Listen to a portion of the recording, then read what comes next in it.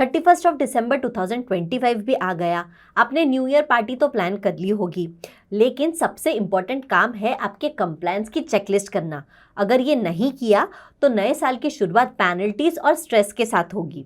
आज के इस वीडियो में हम डिस्कस करने वाले हैं ऐसे सारे कंप्लायंसेस के बारे में जो आपको 31 दिसंबर 2025 के पहले चेक कर लेने चाहिए। तो बिना देर किए लेट्स गेट स्टार्टेड। सबसे पहले बात करते हैं टैक्स ऑडिट रिपोर्ट के कंप्लायंसेस की। अगर आप इंडिविजुअल एचयूएफ, एलएलपी, कंपनी या फिर ऐसे असेसी हो जिसके ऊपर टैक्स ऑडिट एप्लीकेबल है और आपने अभी तक अपनी 3CA, 3CB और 3CD रिपोर्ट फाइल नहीं की है तो आपके लिए लास्ट डेट है 31 दिसंबर 2025। ये ना करने पर आपको पेनल्टीज और स्क्रूटनी फेस करनी पड़ सकती है।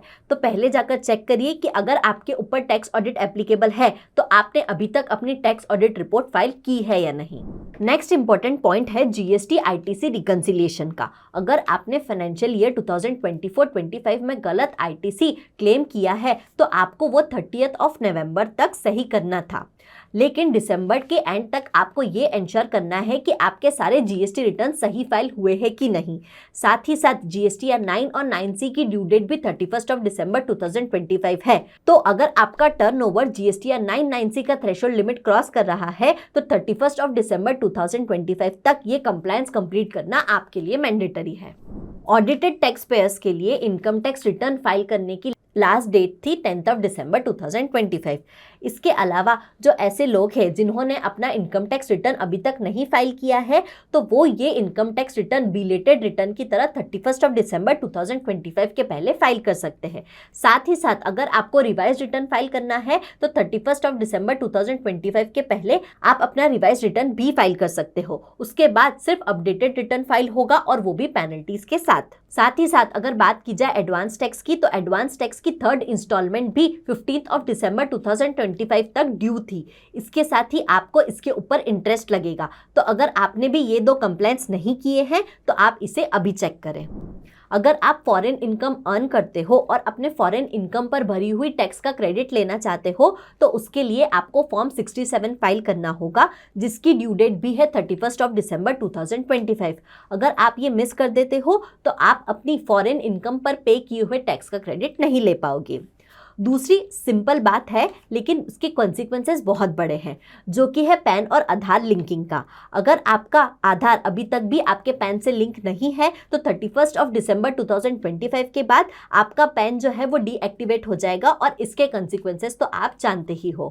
Private limited companies and 1 person companies के लिए भी 31 दिसंबर ड्यू डेट्स लेके आता है। AOC 4 और MGT 77A की ड्यू डेट है 31 दिसंबर 2025। इसको फाइल नहीं करने पर आपको ₹100 पर डे के हिसाब से पेनल्टी लग सकती है। इसके साथ ही 31 दिसंबर 2025 एम्प्लॉयज के लिए भी बहुत ही ज़्यादा इंपॉर्टेंट है। एम्प्लॉयज के लिए भी 31 दिसंबर 2025 एक क्रूशियल डेट है, क्योंकि इसके पहले उन्हें फॉर्म 12BB में इन्वेस्टमेंट डिक्लेरेशन देना पड़ता है। अगर आप ओल्ड रिजिम ऑप्ट कर रहे हो तो इन्वेस्टमेंट डिक्लेरेशन टाइमली देना आपके लिए इंपॉर्टेंट है। इसके साथ ही last but not the least, अगर आप नए साल में नया बिजनेस ओपन करना चाहते हो तो इसके कंप्लायंसेस के लिए भी दिसंबर आपके लिए एक इम्पॉर्टेंट मंथ है। ROC कंप्लायंस और GST रजिस्ट्रेशन जैसे टास्क को 7 से 20 दिन लगते हैं। तो अगर आप जनवरी के फर्स्ट वीक में अपना बिजनेस ओपन करना चाहते हो तो आपको अभी से ही ये सारे टास्क परफॉर्म करना स्टार्ट कर देना चाहिए ताकि आपका बिजनेस का ऑपरेशन स्मूथ हो। तो दोस्तों 31 दिसंबर सिर्फ एक कैलेंडर डेट नहीं है, ये एक फाइनेंशियल डेडलाइन है। तो आपने अगर अपने सारे फाइनेंशियल कंप्लायंसेस अभी तक कंप्लीट नहीं किए हैं तो उनकी एक चेकलिस्ट बनाओ और उन्हें कंप्लीट करो, ताकि आपका नया साल नॉन कंप्लायंस और स्ट्रेस नहीं बल्कि कंप्लायंस और बिजनेस ग्रोथ लेके आए। इसके साथ ही अगर आप 2026 में अपने बिजनेस को ग्रो करना चाहते हो तो ये सही टाइम है कि आप भी AI और ऑटोमेशन का यूज़ करो अपनी अकाउंटिंग को सीमलेस और स्मूथ बनाने के लिए।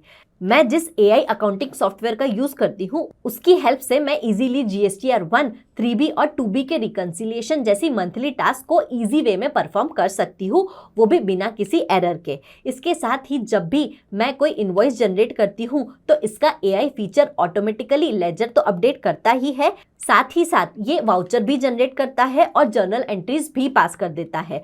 मतलब अब मुझे सिर्फ इनवॉइस क्रिएट करनी है और AI बैक एंड पर मेरी पूरी अकाउंटिंग मैनेज करेगा। चलिए फटाफट इस सॉफ्टवेयर का एक शॉर्ट वॉक थ्रू लेते हैं।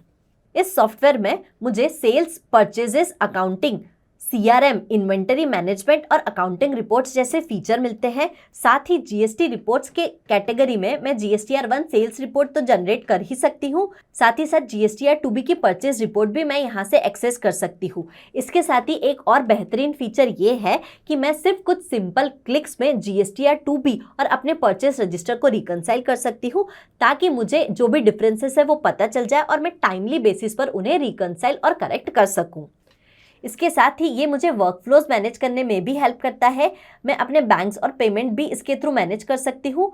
टीम मैनेजमेंट एक और इसका बेहतरीन फीचर है, जिसकी हेल्प से मैं अपने टीम को सिर्फ उन्हीं चीज़ का एक्सेस दे सकती हूँ जिसका उन्हें काम पड़ता है।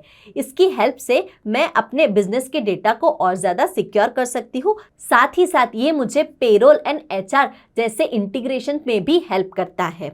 तो अगर आप भी इस सॉफ्टवेयर का यूज़ करना चाहते हैं तो इसकी लिंक हमने नीचे डिस्क्रिप्शन में दी है।